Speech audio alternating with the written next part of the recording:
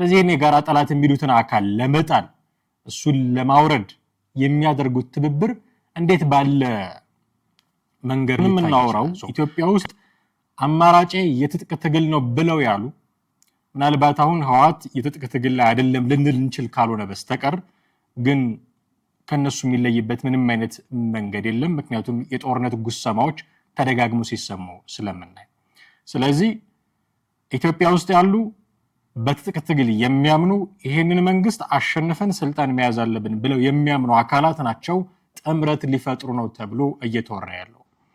የህዋት ኃይል ቲዲኤፍ የሚባለው ፋኖ የኦሮሞ ነጻነት ሰራዊት እና ጃልመሮ ያሉት ማለት ነው ቤንሻንጉል እና ጋምቤላ አካባቢ ያሉ ኃይሎች ትብብር ሊፈጥሩ ይችላሉ ተብሎ በጣም እየተወራ ያለ ጉዳይ ነው።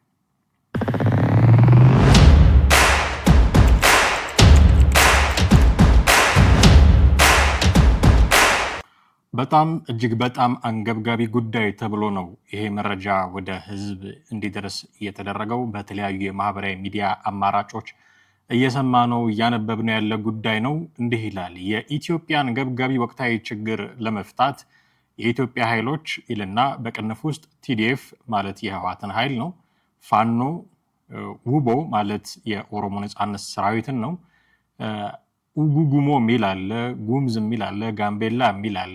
ጋምቤላና ቤንሻንጉል አካባቢ የሚንቀሳቀሱ ኃይሎች የጋራ ትብብር በቅርቡ ይፋ ይደረጋል ተብሎ ይጠበቃል። በጉጉት የሚጠበቅ ዜና ነው ይላል። ይህ ዛሬ በማለዳ በተለያዩ የማህበራዊ ሚዲያዎች አማራጮች በኩል ሲሰራጭ ብዙ ሰዎችም ሪያክት ሲያደርጉበት ያየነው የማለዳ ዜና ነው።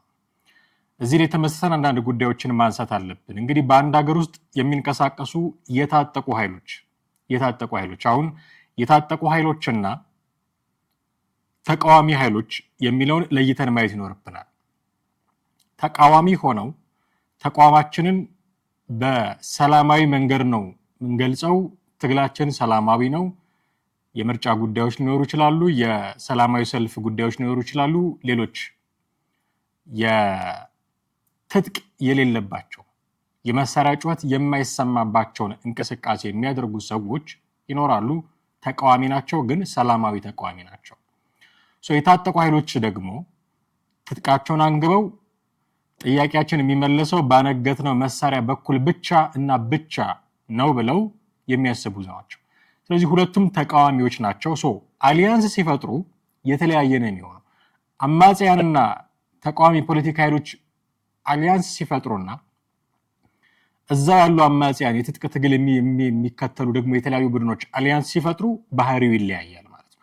አሁንም እናወራው ኢትዮጵያ ውስጥ አማራጭ የትጥቅ ትግል ነው ብለው ያሉ ምናልባት አሁን ህዋት የትጥቅ ትግል ላይ አይደለም ልንል እንችል ካልሆነ በስተቀር ግን ከነሱ የሚለይበት ምንም አይነት መንገድ የለም። ምክንያቱም የጦርነት ጉሰማዎች ተደጋግሞ ሲሰሙ ስለምናይ ስለዚህ ኢትዮጵያ ውስጥ ያሉ በትጥቅ ትግል የሚያምኑ ይሄንን መንግስት አሸንፈን ስልጣን መያዝ አለብን ብለው የሚያምኑ አካላት ናቸው ጥምረት ሊፈጥሩ ነው ተብሎ እየተወራ ያለው።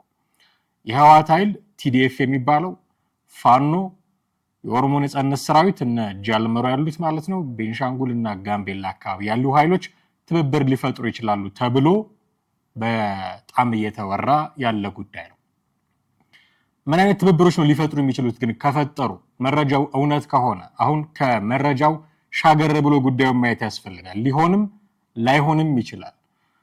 እንደው አንዳንዱ የቀረበውን ወይ ደግሞ መላሱ ላይ የመጣውን ወይ ደግሞ ስሜቱ የነገረውን ነገር ይጽፍና ሊራዘም ይችላል፣ ሊባዛ ይችላል። ወይ ደግሞ ምልክቶችም ታይተው ሊሆን ይችላል። ንግግሮች አሉ። ሰሞኑን ማነው አስረስ ማረዳምጤ የተለያዩ ሚዲያዎች ላይ እየወጣ ቃለ ምልልስ እየሰጠ ነው። ከነዛ በመነሳት የሚናገራቸው ነገሮች ወደዚህ አይነት ድምዳሜ ሰዎችን እንዲደርሱ አድርጓቸው ሊሆን ይችላል። ከነጭራሹ የለም ብለን የምናድፋፋው ነገር አይደለም። ደግሞ እነዚህ ሰዎች ሊተባበሩ ነው ብለን ደግሞ እንደው ዝም ብሎ ጆሮ የምንሰጠው ላይሆን ይችላል። ግን ነገሩ እስከተነሳ ድረስ ማንሳት ያለብንን ጉዳዮች ከመረጃው ከቁንጽል መረጃው ሻገር ብሎ ማየት ደግሞ ያስፈልጋል። በምንድን ነው ሊተባበሩ የሚችሉት? አንድ ሀገር ውስጥ የሚንቀሳቀሱ የታጠቁ ኃይሎች እነዚህ አርምድ ግሩፕስ እንግዲህ መንግስት የሚባል የጋራ ጠላት አላቸው። እነሱ የጋራ ጠላታችን ብለው የሚሉት አካል መንግስት ነው አሁን ላይ። ስለዚህ ይህን የጋራ ጠላት የሚሉትን አካል ለመጣል እሱን ለማውረድ የሚያደርጉት ትብብር እንዴት ባለ መንገድ ሊታይ ይችላል?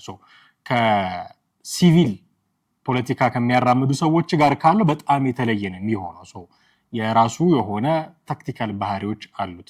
እነሱን ማንሳት ይኖርብናል ብዬ አስባለሁ። ስለዚህ ታጣቂ ቡድኖች አይዲዮሎጂ በምንለው ይሄ በአስተሳሰብ ወይ ደግሞ በብሔር ቢለያዩ እንኳን የጋራ ጠላት አለን ብለው ስለሚያስቡ በዋና ዋና መንገዶች ሊተባበሩ ይችላሉ። ኦኬ፣ ብሔራቸው ለየቅል ነው። ኢትዮጵያ ውስጥ ያለው የብሔር ፖለቲካ ስለሆነ ማንሳት ግዴታችን ነው። ብሔራቸው ለየቅል ነው። ምናልባት አይዲዮሎጂ ካላቸው እሱም ለየቅል ነው። የሚያምኑበት አይዲዮሎጂ የተለያየ ሊሆን ይችላል። እንደው በአደባባይ ወጥቶ በደንብ ዲሞንስትሬት አድርጎ አይዲዮሎጂ ይሄ ነው ብሎ ያለ ታጣቂ አካል እምብዛም አልገጠመኝም። ሰማው የቲፒኤልኤፍን ልናውቅ እንችላለን፣ አገርም ሲያስተዳድርበት የነበረ ስለሆነ። የሌሎቹን ግን እምብዛም የምናውቀው ጉዳይ የለንም፣ ፖለቲካሊ በጣም አክቲቭ ስላልሆኑ ማለት ነው። ያን ያህል ወጥተው አብራርተው ጥያቄ ተጠይቀው መልሰው ይሄ ነው የሚባለው ብለው ስም ሰጥተው ወይ ደግሞ እንደ ብልጽግናና እንደ ኢዜማ የአይዲዮሎጂ እስረኞችም አይደለንም ብለው አላየናቸው። በቃ ዲሞንስትሬት የተደረገ አስተሳሰብ አላቸው ብሎ ለማለት አሁን ላይ ያስቸግራል። ሰምሃው ግን ቲፒኤልኤፍ አለው። ቢለያይም አይዲዮሎጂያቸው፣ ብሔራቸው ቢለያይም፣ ቋንቋቸው ቢለያይም ግን አሊያንስ እንዲፈጥሩ ሊያደርጋቸው የሚችል አንድ ጉዳይ አለ። የጋራ ጠላት መንግስት የሚባል የጋራ ጠላት አላቸው። እነዚህ መንግስት የሚባል የጋራ ጠላት ያላቸው የታጠቁ አካላት፣ ኢትዮጵያ ውስጥ የሚገኙ የታጠቁ አካላት በምን መንገድ ነው ሊጣመሩ የሚችሉት? ከሚጣመሩ ከሆነ ረጅም መንገድ አብረው ሊሄዱ ከሆነ በምን መንገድ ነው ሊጣመሩ የሚችሉት የሚለውን ጉዳይ ልናነሳ እንችላለን። የመጀመሪያ የታጠቁ አካላት ናቸው፣ አርምድ ግሩፕስ ናቸው። ወታደራዊ እዞች አሏቸው ማለት ነው የየራሳቸው። ቲዲኤፍም፣ ፋኖም፣ ኦነግ ሸኔም፣ ኦሮሞ ነጻነት ሰራዊትም ሌሎቹም የራሳቸው ወታደራዊ እዝ አላቸው። ስለዚህ ልንጣመር ነው ካሉ አንድ የጋራ ወታደራዊ እዝ ወይንም ደግሞ አስተባባሪ ኮሚቴ በመፍጠር ሊጣመሩ ይችላሉ። ጆይንት ሚሊታሪ ኮማንድ ሊያቋቁሙ ይችላሉ ማለት ነው። እንግዲህ ይሄ ከፍተኛ የወታደራዊ ትብብር ደረጃ ነው የሚሆነው። የተለያዩ ታጣቂ ቡድኖች የራሳቸውን ነፃነት ሳይለቁ ስቲል ሊብሬት ናቸው፣ ግን ወታደራዊ ጥቃቶችን ደግሞ በጋራ በማቀድ ለመከላከልም ሲያስቡ በጋራ ለመቆም አንድ ወታደራዊ እዝ ሊያቋቁሙ ይችላሉ ማለት ነው። በዚህ ወታደራዊ እዝ ስር የጥቃት ቅንጅት የሚባለውን ነገር የሚሰራ አንድ የሆነ አካል ሊኖራቸው ይችላል። ለምሳሌ በመንግስት ጦር ላይ ጥቃት በሚሰነዝሩበት ጊዜ አንዱ ቡድን ከምስራቅ ሌላው ከምዕራብ ሊያጣብቁ ይችላሉ። ሳንዱች ለማድረግ እንዲህ አይነት ስትራቴጂ ሊጠቀሙ ይችላሉ። ቦታዎችን ሊከፋፈሉ ይችላሉ። ከዚህ ቦታ እኔ ይዛለሁ፣ በዚህ ቦታ እኔ ይዛለሁ ተብሎ ጂኦግራፊክ ዞን ሊከፋፈሉ ይችላሉ ማለት ነው። የመረጃና የደህንነት ትብብርም ሊያደርጉ ይችላሉ። ይሄ ኢንተለጀንስ ሼሪንግ በጣም አስፈላጊ ነው የሚሆነው። ከመንግስት ጋር ውጊያ ውስጥ ስላሉ የመንግስት የጦር ስምሪት አንድ ቦታ ሲኖር ሲታይ ሊያገኟቸው ይችላሉ። በተለያየ የመረጃና የደህንነት ትብብር ፈጥረው እርስ በርሳቸው መረጃ ሊለዋወጡ ይችላሉ። ይህ መረጃ የመለዋወጥ ደግሞ የመንግስት ድንገተኛ ጥቃቶችን ለመከላከል ያስችላቸዋል። ስኬታማ አድፍጦ ጥቃቶችንም ለመሰንዘር ወሳኝ የሆነ መረጃ ስለሆነ እነዚህን ሼር በማድረግ ሊተባበሩ ይችላሉ። የጦር መሳሪያና የሎጂስቲክስ ድጋፍም እርስ በርስ ሊደራረጉ ይችላሉ። እንግዲህ ሁሉም ታጣቂ ቡድኖች እኩል የንብረት ወይ ደግሞ እኩል የገንዘብ አቅም ሊኖራቸው ይችላል። አንዱ ከፍ አንዱ ዝቅ ይላል። ከፍ ያለውን የገንዘብ አቅም ያለው ከፍ ያለ የጦር መሳሪያ አቅም ያለው ሼር ሊደራረጉ ይችላሉ። በእንዲህ አይነት መንገድም ሊደጋግፉ ይችላሉ ማለት ነው። የመሳሪያ ልውውጥ ሊያደርጉ ይችላሉ። ሰፊ የውጭ ድጋፍ ያላቸው ወይ ደግሞ የወደብ መስመር አክሰስ የሚያደርጉ ካሉ ኢናወር ኬዝ ወደብ መስመር አክሰስ የሚያደርግ አካል የለም፣ ግን ቢኖር በተለያየ አማራጭም ደግሞ መሳሪያ የሚያገኝ እንዲህ አይነት መስመር ያላቸው አካላት ካሉ ለሌላቸው መሳሪያም ጥይትም ሼር በማድረግ ቁሳቁሶችን በማቅረብ ሊተባበሩ ይችላሉ ማለት ነው። የመንገዶችን በመዝጋት ሊተባበሩ ይችላሉ። የጦር መሳሪያ ስንቅ የሚገባባቸውን የድንበር ኮሪደሮች የተለያዩ አካባቢዎችን በመዝጋት የመንግስት ኃይል እንዲዳከም፣ ለምሳሌ ወደ መሀል ከተማ አካባቢ የሚንቀሳቀስ ታጣቂ ቡድን ካለ የመንግስት ቁሳቁሶች የጦር መሳሪያ የመሳሰሉ ነገሮች የሚገቡባቸው መስመሮች ካሉ እሱን የሚዘጋለት ድንበር አካባቢ የሚኖር ታጣቂ ሊኖር ይችላል። እነሱ አሊያንስ ከፈጠሩ እዚህ ከመሀል ከተማ ያለው በዛኛው መንገድ መዝጋት ምክንያት ተጠቃሚ ሊሆን ይችላል ማለት ነው። ሌላኛው ሊተባበሩበት የሚችለው ጉዳይ የይዞታ መከባበር ነው። አይጠቃቁም፣ እርስ በርስ አይጠቃቁም። ነን አግሬሽን ፓክት ይፈራረማሉ። ከዛ ይዞታ ደግሞ ይሄ የኔ ክልል ነው፣ ይሄ የኔ ይዞታ ነው፣ አትግባብኝ አልገባብህም ተባብለው እርስ በርስ ላለመተኳኮስ ነን አግሬሽን ፓክት ይፈራረማሉ። ብዙውን ጊዜ እንግዲህ የተለያዩ ታጣቂ ቡድኖች እርስ በርሳቸውም ሊጋጩ ይችላሉ። ወይ የመሬት የህዝብ ድጋፍ ለመቀማማት የእርስ በርስ ግጭቶችም ሊኖሩ ይችላሉ።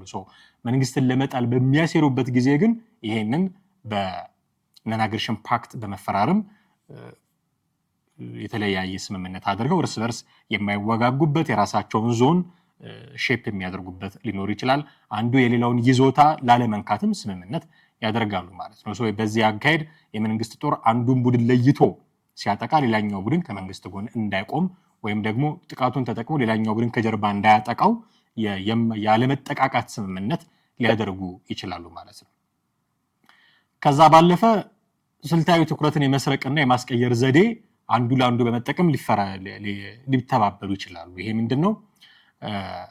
የመንግስት ጦር በአንድ ግንባር ላይ ከፍተኛ ጥቃት በመሰንዘር አንዱን ታጣቂ ቡድን ለመደምሰስ ፎከስ ሊያደርግ ይችላል። እዛ ላይ ፎከስ አድርጎ ሁሉም ጋር የተበተነ ኃይል ከሚኖረው ሰብሰብ ብሎ አንዱን አጥቅቶ እዛ ላይ ፎከስ አድርጎ ዜን ወደ ሌላው ቀጥሎ ደግሞ የመሄድ ታክቲክ ሊጠቀም ይችላል። እንዲህ አይነት እንቅስቃሴ የመንግስት ጦር በሚጠቀምበት ሰዓት ሌሎች ታጣቂ ቡድኖች ምንድነው ሊያደርጉ የሚችሉት? በራቅ ባለ ግንባር ወይ ደግሞ ወደ ዋና ከተማ አቅራቢያ ምናምን ያሉ ሊሆኑ ይችላሉ፣ ጥቃቶችን ይከፍታሉ። እነሱ ጥቃቶች ሲከፍቱ የመንግስት ትኩረት ይበተናል ማለት ነው። ይህንን የመንግስት ትኩረት በመበተን ሂደት ውስጥ የመደምሰስ አደጋ ተጋርጦበት የነበረው አንዱ ቡድን ሊተርፍ ይችላል ማለት ነው። እንዲህ በማድረግ እርስ በርሳቸው ስልታዊ ትኩረትን የማስቀየር ዘዴ በመጠቀም ሊተባበሩ ይችላሉ። ይህ የሚደረገው እንግዲህ የመንግስት ጦር ትኩረቱ እንዲከፈል፣ ኃይሉ እንዲበታተን፣ የመጀመሪያውን ቡድን ኢላማ ውስጥ የገባውን ቡድን ለማዳን ሲባል እንዲህ አይነት ጉዳዮች ይደረጋሉ ማለት ነው። እንደዚህ ያደረጉ ማለት ግን ሁሌ ጠንካሮች ናቸው ደግሞ ማለት አይደለም። ይሄ አይነት ትብብር የራሱ የሆኑ ደግሞ ድክመቶች አሉት። ምን አይነት ድክመቶች ሊኖሩ ይችላሉ? እንግዲህ ሁሌም የታጣቂ ኃይሎች ጥምረት አብዛኛውን ጊዜ ጊዜያዊና የጥቅም ነው፣ ፕራግማቲክ ነው ማለት ነው። ፕራግማቲክ ነው፣ በጣም ጊዜያዊ ነው እና ጥቅም ላይ መሰረት ያደረገ ነው። የነሱ ጥቅም እስከተከበረላቸው ድረስ ብቻ ነው አሊያንሱ የሚቀጥለው። የጋራ ጠላት ብለው የሚያስቡት አካል እየደከመ ነው የሚሄደው ብለን ብናስብ እንኳን አሁን ባለው ሁኔታ አይ ዶንት ቲንክ በኢትዮጵያ ኮንቴክስት ያ የመሆን ዕድሉ በጣም ጠባብ ነው ብዬ ነው ማስበው። ግን የሚሰባሰቡት አሊያንስ የሚፈጥሩት ለማዳከም ነው መንግስትን አይደለ? ይሄ ፍላጎታቸው ሰምሮ መንግስት እየተዳከመ ነው ቢባል እንኳን እየወደቀ ነው የሚመጣው ቢባል እንኳን ይሄ ለማዳከም የሰሩት ስራ ሰምሮላቸው ለመጣል የሰሩት ስራ ሰምሮላቸው መንግስት መዳከም መውደቅ ቢጀምር ቀጣዩን ስልጣን የሚቆጣጠረው ማን ነው የሚል በመካከላቸው ችግር ይፈጠራል። ስልጣን መቆጣጠር፣ መሬት መቆጣጠር፣ ሀብት መቆጣጠር የሚሉትን ጉዳዮች በመካከላቸው በጣም ትልቅ የሆነ ቁርሾ የሚያነሳ ነው። ሁልጊዜ ይሰምራል ማለት አይደለም። ምንድነው ሌባ ሲሰርቅ አይጣላም፣ ሲከፋፈል ነው የሚጣለው። ታጣቂ ኃይሎችም እንደዛ ናቸው። ሲያጠቁ ወይ ሲከላከሉ ወይ የጋራ ጠላት አለን የሚሉት አካል እስኪዳከም ድረስ አይጣሉም፣ አብረው ይሰራሉ። ዜን የተጣመሩለት ዓላማ ዳር ከደረሰ በኋላ ግን አብረው መስራት ያቆማሉ። ክፍፍል ያጣላቸዋል፣ ስልጣን ክፍፍል ያጣላቸዋል፣ ገንዘብ ክፍፍል ያጣላቸዋል፣ ይዞታ ክፍፍል ያጣላቸዋል። ይሄ በጣም ተፈጥሯዊ ድክመቱ ነው። የእንደዚህ አይነት አሊያንሶች ተፈጥሯዊ ድክመት ይሄ ነው። በዚህ ሽሚያ መካከል በመካከላቸው አዲስ ምናልባትም ከባድ የሆነ የእርስ በርስ ውጊያ መቀስቀስ ዕድሉ ከፍተኛ ነው። እነሱ እንዲህ ሲያደርጉ መንግስት ዝም ብሎ ቁጭ ይላል ወይ? ተከታዩ ጥያቄ እሱ ነው። እንደ እጁን አጣጥፎ ቁጭ ብሎ ያያቸዋል ወይ? አይደለም። የራሱን እርምጃዎች ደግሞ መንግስት ይወስዳል። የተለያዩ አማጽያን ተቃዋሚ ኃይሎች መንግስትን ለመጣል በሚተባበሩበት ጊዜ መንግስት አንድ ስልጣኑን ለማስጠበቅ፣ ሁለት የህልውና አደጋን ለመቀልበስ በተመሳሳይ መልኩ ወታደራዊ፣ ፖለቲካዊ፣ ኢኮኖሚያዊ፣ ዲፕሎማሲያዊ ስትራቴጂዎችን ይከተላል። እነዚህን ስትራቴጂዎች በመከተል የነዚህ ሰዎች ትብብር እንዲያኖር ለማድረግ ይሰራል። ለምሳሌ አሁን ቅድም ያነሳናት ቁንጽል መረጃ ፋኖም፣ ኦላም፣ ቲፒኤልኤፍም ሌሎችም ታጣቂ ኃይሎች ተሰባሰቡ እንበል። ተሰባስበው የጋራ የጦር ልምምድ ቢያደርጉ፣ የጋራ ኮማንድ እዝ ቢያቋቁሙ፣ እርስ በርስ ላለመጠቃቃት ፓክት ቢፈራረሙ መንግስት ዝም ብሎ አይ የራሱን ስትራቴጂዎች ይወስዳል። እነዚህ ስትራቴጂዎች በኢኮኖሚ ዘርፍ ያሉ ሊሆኑ ይችላሉ፣ በፖለቲካ ዘርፍ ወታደራዊም ሊሆን ይችላል፣ ዲፕሎማሲ በጣም በርካታ ስትራቴጂዎችን ይወስዳል።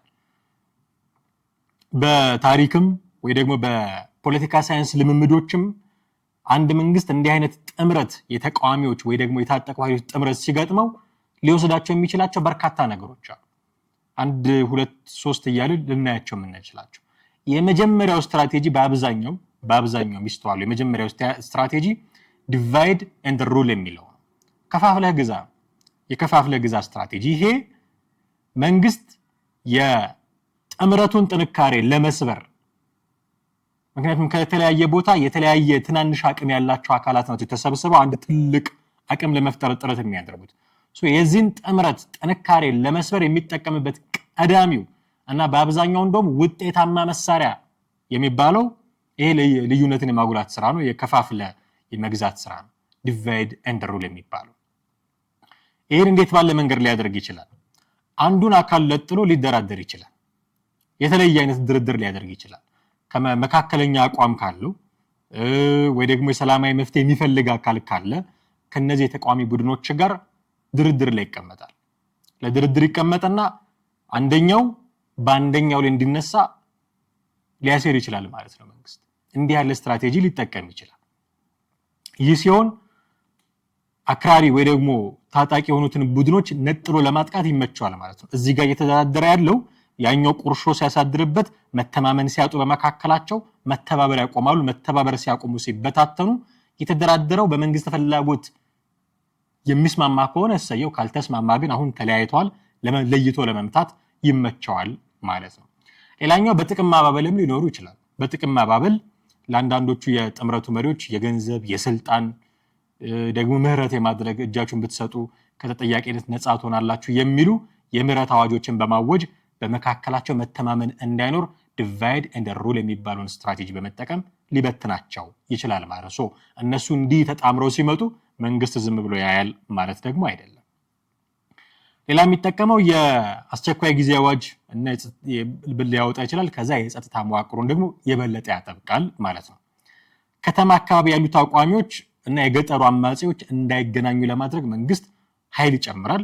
የጸጥታ መዋቅሩን በሚፈለገው ደረጃ ያጠናክራል ማለት ነው። ዜን የአስቸኳይ ጊዜ አዋጅ ያወጣል። የአስቸኳይ ጊዜ አዋጅ ያወጣል። የሰዎችን፣ የእቃዎችን፣ የተሽከርካሪዎችን እንቅስቃሴዎች ይገድባል። ዜን ተቃዋሚዎች ሰላማዊ ሰልፍ እንዳያደርጉ፣ ምክንያቱም ከተማ አካባቢና ድንበር አካባቢ ያሉ ሰዎች ሊተባበሩ ነው እያለን ስለሆነ በሰላማዊ ሰልፍ ድጋፉን እንዳያሳይ ከተማ አካባቢ ያለው አካል እንዲህ አይነት እንቅስቃሴዎች እንዳይደረጉ አስቸኳይ ጊዜ አዋጅ ያወጣል። ዜን እነዚህ አካሎች የመገናኘት እድላቸው ወይ ደግሞ በዲፕሎማሲም በፖለቲካውም ዘርፍ የመደጋገፍ እድላቸው እየጠበበ ይመጣል ማለት ነው። ስለዚህ ከአማጺያን ጋር የሎጂስቲክ ግንኙነት እንዳይፈጠር መንገዶችን ይዘጋል፣ ፍተሻዎችን ያጠብቃል። ከዛ በተጨማሪ የመገናኛ ዘዴዎችንም ደግሞ ይቆርጣል። ኢትዮጵያ መሬት ሰፊ ነው። አንዱ ጠረፍ ያለና ሌላ ጠረፍ ያለ አካል እንዲገናኝ ካስፈለገ መገናኛ ዘዴዎች ኢዝ ነሰሰሪ በጣም መንግስት ደግሞ በእጁ ናቸው እነዚህ አይነት ነገሮች። እነዚህን በመቁረጥ ኢንተርኔት፣ ስልክ፣ ሶሻል ሚዲያ መተግበሪያዎችን በመዝጋት የታጠቁ ኃይሎች እርስ በርስ እንዳይገናኙ፣ መረጃ እንዳይለዋወጡ ያደርጋል። ሌላ የሚያደርገው ነገር ወታደራዊ ስትራቴጂ ይለውጣል። ወታደራዊ ስትራቴጂውን ይለውጣል። ምናልባት እስካሁን ያደርገ የነበረው ነገር ካላዋጣው እነዚህ ሰዎች አንድ የሆነ ትብብርስ አድርገናል ብለው ሲመጡ ኢሚዲየትሊ ሊያደርገው የሚችለው ነገር ወታደራዊ ስትራቴጂውን መለወጥ ነው። ታጣቂዎች ኃይላቸውን አስተባብረው ጥቃት ከመክፈታቸው በፊት መንግስት ፕሪሚቲቭ ስትራይክ ሊወስድ ይችላል። ቀድሞ የመምታት ስትራቴጂ ሊከተል ይችላል። እስካሁን በቃ እነሱ ካላጠቁ አላጠቃም ሊል ይችላል። እያስታመመ ይዟቸው ሊሆን ይችላል። አሁን ግን ትብብር ከፈጠሩ ኃይላቸው ጠንከር ስለሚል የሚወስዱት ማንኛውም ስትራይክ ሊጎዳው እንደሚችል ሲያስብ ፕሪሚቲቭ ስትራይክ ያደርጋል፣ ቀድሞ ይመታል ማለት ነው። ስለዚህ ወታደራዊ ስትራቴጂ ለውጥን ያደርጋል ማለት ነው። አስፈላጊ ይዞታዎች ላይ ደግሞ ጥበቃ ያደርጋል። እስካሁን ምናልባት እነዚህ አስፈላጊ የሚባሉ ቦታዎች ላይ ሄድ መለስ የሚሉ እንቅስቃሴዎች ያደርግ ከነበረ ኃይሉን በመበተን ፈታ እነዚህን ሰብሰብ አድርጎ ዋና ዋና ከተሞችን የኢኮኖሚ ምንጮች የሆኑትን ምናልባት እንደ ወደብ እንደ ነዳጅ መተላለፊያ አካባቢ የሆኑ አካባቢዎች ደረቅ ወደብ ያሉበት አካባቢዎች ስላሉ አሁን ያ ትልቁን ወደብ ዋናውን ወደብ የማግኘት ቻንሳችን ገና ስላልተረጋገጠ ደረቅ ወደቦች አሉ፣ በጅቡቲ መስመር የሚገቡ እቃዎች አሉ፣ እንደዚህ የተለያዩ መስመሮች አሉ። እንደሚታወቀው መሳሪያ፣ ነዳጅ፣ መድኃኒት የሚገቡ እነዚህን አካባቢዎች የተለየ ጥበቃ ያደርግላቸዋል። ኃይሉን ከመበታተን ይልቅ ሰብሰብ አድርጎ እነዚህን ቦታዎች ወሳኝ ቦታዎች ስለሆኑ ጥበቃ ሊያደርግላቸው ይችላል። የትራንስፖርት መስመሮችንም እንዲሁ አጥብቆ ሊይዝ ይችላል። ደፈጣ ተዋጊዎችን ደግሞ በደፈጣ መዋጋት ሊጀምር ይችላል። አሁን የደፈጣ ተዋጊዎችን እዛው ባሉበት ትቶ ሲወጡ መምታት የሚባል ስትራቴጂ ሊጠቀም ይችላል። ጠንከር ሲሉ ግን እነሱ በጀመሩ ጨዋታ ገብቶ ሊጫወት ይችላል። መደበኛውን ሰራዊት ወደ ልዩ ኮማንዶ ወይንም ደግሞ የደፈጣ ውጊያ ስልጠና ያላቸው ክፍሎች በመቀየር ታጣቂዎችን መደበቂያቸው ድረስ እየሄደ ሊያጠቃቸው ይችላል ማለት ነው። ከዛ ውጭ ምን አይነት ስትራቴጂ ይከተላል መንግስት? የኢኮኖሚና የሎጂስቲክስ እገዳ ሊያደርግ ይችላል። እገዳዎች ምናልባት አማጽያን ያለ ህዝብ ድጋፍ ያለ ስንቅ መንቀሳቀስ ብዙ እንደማይቆዩ ስለሚታወቅ መንግስት የአቅርቦት መስመራቸውን ኮምፕሊትሊ በመዝጋት ሊያዳክማቸው ይችላል። አማጽያኑ በቁጥጥራቸው ስር ቦታዎች ሊኖሩ ይችላሉ ኦፍ ኮርስ። ስለዚህ እነዚህ አካባቢዎች የንግድ መስመሮች፣ የባንክ አገልግሎት፣ የኤሌክትሪክና የውሃ አቅርቦቶች ኮምፕሊትሊ እንዲቋረጡ በማድረግ ህዝቡ እነዚህ ላይ እንዲነሳ እነዚህም እንዲዳከሙ የማድረግ ስልቶችን ሊጠቀም ይችላል። ታጣቂዎቹ ከውጭ ሀገር የሚያገናኟቸው መሳሪያዎች ካሉ ሜቢ እነዚህንም ደግሞ የገንዘብ ድጋፎች ለማስቆም ከጎረቤቶች አገሮች ጋር የድንበር ጥበቃን ያጠነክራል ማለት ነው። ሌላኛው የሚከተለው ስልት ምንድን ነው? የዲፕሎማሲ ግን የህዝብ ግንኙነት ስልቶችን ማለት የፕሮፓጋንዳ ዘመቻ ሊጠቀም ይችላል መንግስት። በዓለም አቀፍ መድረክ በውስጥ ከህዝብ ጋር የጥምረቱ ተቀባይነት ለማጥፋት ይሰራል። በተለያዩ አማራጮች ሶሻል ሚዲያውን፣ ሜንስትሪም ሚዲያውን ሊጠቀም ይችላል። እነዚህ ኃይሎች ከተጣመሩ አገር ትበተናለች፣ ወደ እርስ በርስ ጦርነት ወደ ትርምስ እንገባለን የሚሉ መረጃዎችን በብዛት ሊያሰራጭ ይችላል። ዘንድ ሌሎች አማጽያኖች እንዳይተባበሯቸው የተባበሩትም ደግሞ ህዝብ እንዳይቀበላቸው የማድረግ ሰፊ ስራ ሊሰራ ይችላል። በጣም ከባሰ በአሸባሪነትም ደግሞ ፈርጆ ሊንቀሳቀስ ይችላል ማለት ነው። ከዚህ በፊት ቲፒኤልኤፍን ፈርጆ ያውቃል። የኦሮሞ ነጻነት ሰራዊት ስቲል በአሸባሪነት እንደተፈረጀ ነው። ፋኖ እንዲፈረጅ ጥያቄ ሊቀርብ ይችላል። እንዲህ አይነት የመሳሰሉ አካሄዶች ሊወሰዱ ይችላሉ ማለት ነው። አዳዲስ የሀገር ውስጥና የውጭ ግንኙነቶችን መፍጠር ሊጀምር ይችላል መንግስት። ራሱን ህልውናውን ለማዳንም አዳዲስ አጋሮችን ሊፈልግ ይችላል። አዳዲስ ሚሊሻዎችን ሊያደራጅ ይችላል። የታጠቁ ሰዎችን ግስጋሴ ለመግታት የመንግስት ደጋፊ የሆኑ የህዝብ ሚሊሻዎችን ሊያደራጅ ይችላል። የውጭ ሀገር ወታደራዊ ድጋፍ ሊፈልግ ይችላል። እንደምታውቁት የተባበሩት አረብ ኤሚሬትስ ከአስረስ ማረ ዳምጤ አፍ ጠፍታ አታውቅም። የኢትዮጵያ መንግስት ይረዳታል፣ ትረዳዋለች የሚሉ ጉዳዮች ያነሳ እንዲህ አይነት አሊያንሶችን ከተለያዩ ሀገሮች ጋር ሊፈራረም ይችላል ማለት ነው መንግስት። እንዲህ ያሉ ጉዳዮችን በማድረግ እነሱ ተባብረው ሲመጡ እጁን አጣጥፎ አይቀመጥም። የራሱን የቤት ስራ ሰርቶ ሊጠብቃቸው ይችላል። ግን እስከ መቼ ነው እነዚህ ሰዎች ተጣምረው የሚቀጥሉት የሚለው በጣም ወሳኝ ጥያቄ ነው የሚሆነው። ብዙ ጊዜ አሊያንስ እየተባለ ይገለጻል እንጂ አሊያንስ በሚባል ትብብር በሚባል ደረጃ የሚገለጽ አይደለም። የነዚህ ሰዎች ምናልባት ከመካከላቸው አንዱ የበላይ ሆኖ የገዥና ተገዥ እንቅስቃሴም ሊሆን ይችላል በእነዚህ ሰዎች መካከል ያለው ተብሎም ስለሚታጅ በኋላም ደግሞ ቅድም እንዳነሳ ነው መድረስ የሚፈልጉበት ደረጃ ከደረሱ በኋላ የእርስ በርስ ግጭት የእርስ በርስ ጦርነትም ሊፈጠር ስለሚችል እነዚህን ጉዳዮች በመፍራት ጥምረታቸው ምናልባት ከዳር ላለመድረሱ ብዙ ሳንካዎች ሊኖሩት ይችላሉ። ነገር ግን የሚሉት ነገር እውነት ሆኖ ደግሞ እነዚህ ሰዎች ቢጣመሩ መንግስትም ዝም ብሎ የሚያይ አይደለም። ይሄ ለኢትዮጵያ ይጠቅማታል ወይ የሚለው ግን ትልቁ ጥያቄ ነው። ለኢትዮጵያ ወታደራዊ አማራጭ ጥቅሟት አያውቅም። የተወሰነ ጊዜ አንዱ አካል አሸንፎ ሰላም ሊመጣ ይችላል፣ ግን አርቲፊሻል ሰላም ነው። የተወሰነ ጊዜ አንዱ አካል አሸንፎ ምንም ነገር የሌለ ሊመስል ይችላል። ሁሉም ነገር የተረጋጋ ሴት ላይ ያደረገ ሊመስል ይችላል። ግን ያ የተሸነፈው አካል መልሶ ማገገም እስኪችል ድረስ ብቻ ነው ይሄ የሚቆየው። መልሶ ያገገመ ቀን ምክንያቱም አምኖ ስላልሆነ የተሸነፈው በግድ በጦር አቅም ስለሆነ የተሸነፈው አቅሙ መልሶ ያገገመ ቀን ግጭቶች ያገረሻሉ፣ ሰላም ማጣቶች ያገረሻሉ። የሚያዋጣው ፍላጎቶቻቸውን ጠረጴዛ ላይ አስቀምጦ መነጋገር፣ ፍላጎቶቻቸውን በውይይት ለመፍታት ጥረት ማድረግ ነው። ይሄ ካልሆነ ለኢትዮጵያ የሚረባት የሚጠቅማት አንድም ነገር ከእንዲህ አይነት ትብብር ማግኘት እጅግ በጣም አስቸጋሪ ነው ብዬ አስባለሁ።